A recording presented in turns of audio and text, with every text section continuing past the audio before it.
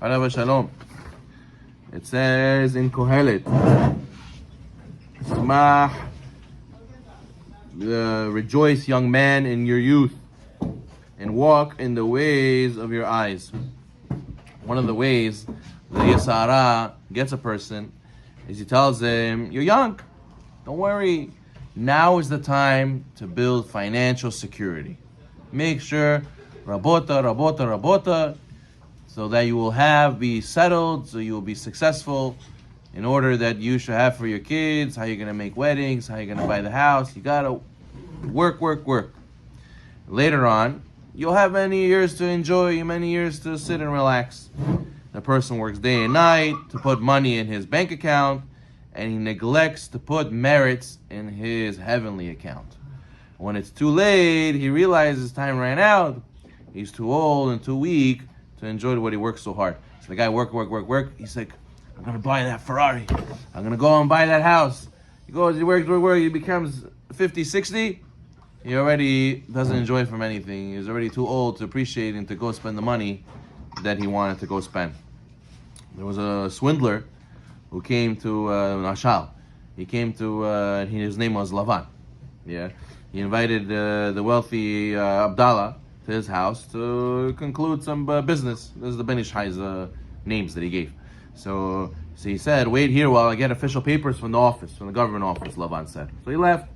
He left Abdallah in the waiting room and went to give his wife instructions. A few minutes later, Lavan's wife, somebody who was very, very good looking, came to the living room. He said, my son, he's gone. Where is my son? So Abdallah understood that this woman is looking for Lavan, and Lavan is her son. So he said, don't worry, you went to go get some papers. He'll be back soon. So he said, oh, okay, thank you. Abdallah knew that Lavan's father was dead, and must be that this is his mother, and she's a very young woman, very good-looking lady. So it must be she's a widow. She's available for marriage. So he said, you know what? He was overwhelmed by desire, and he said, I want to marry this woman. So then Lavan returned. Abdallah asked him, no, what's the story with your mother? She's in Shidduchim. He said, what sum will you name in her marriage contract? Meaning, what do I have to do to make this happen? So Abdallah said 3,000 gold coins. It's all yours. So he said, okay, no problem. So he said, I'll convince her. I'll speak to her. Give me 1,000. Just give me 1,000. He gave him 1,000. Next day, Lavan told Abdallah that he was successful, and Abdallah paid him the 1,000. Then they went to the office, to the marriage office, to go get married, right? And the deputy signed that Abdallah's marrying Lavan's mother, and if he divorced her, it'll have to be 3,000, like they decided. So Abdallah went home. He was all happy. He's ready to make kasher brachot. He's ready to do everything. And later, Lavan helped his real mother into the carriage and sent her to Abdallah's house.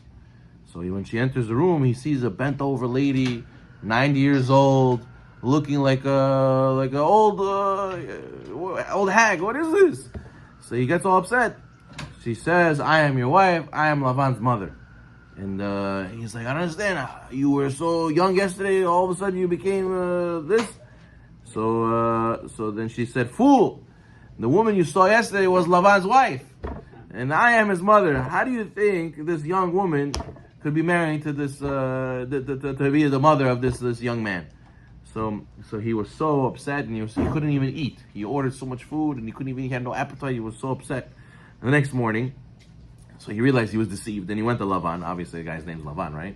He went to Lavan, and he comes with his eyes are black. He sees Abdallah. He's like going out of his mind, and he went to his home, and he complained. What is this? And Lavan says, what do you mean? This is a deal. And it took him to court, and he says he has to pay. So what happens? This is the Yetzer Hara does to us. When we're young, he says there will be many years for you to enjoy. The Yetzer Hara makes it look like the young wife. You're young, you have time, don't worry. Why? You toil now and you'll enjoy later. Toil now, you'll learn later. You'll have time later. By the time the wedding comes, the time comes to enjoy your money, who walks in? The old hag, the old lady, the old 90-year-old lady on the cane, and you're like, what happened to my life? What happened to my mitzvot? What happened to my zechuyot? It was all gone. And that's how the Yetzer Hara gets you. That's why King Solomon says, Zchor borecha yemei b'chorotecha. Remember your Creator in the days of your youth. before the bad days come and the years draw nigh. And when you will say, I have no pleasure in them. Because if you mavatal Torah now, the Pirkei Avot says, there will be a lot of reasons to battle the Torah, to cancel the Torah later. The Pasuk in Shmuel Bet says, a traveler came to the rich man, and he was sorry to take care of his flock and his herd to prepare for the guests who come to him. But he took the poor man's lamb and prepared it for the man who came to him. Right? So a traveler came to the rich guy, and the rich guy, what did he do? He took the poor man's lamb to serve it to him as the meal for the guest. So the mashal is that the rich man is the evil inclination coming to a person and convincing him to do a sin against another person, the poor man. So the evil inclination, the sages say, he's called a traveler. He's called a traveler.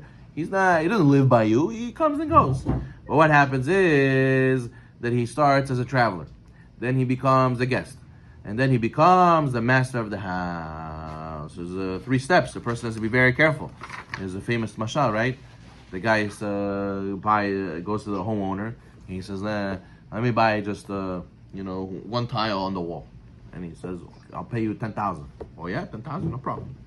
What a sucker! I'll take his 10,000. He takes his 10,000, and the next day he comes. He says, I wanna access my tile. Okay, you come in, no problem, come.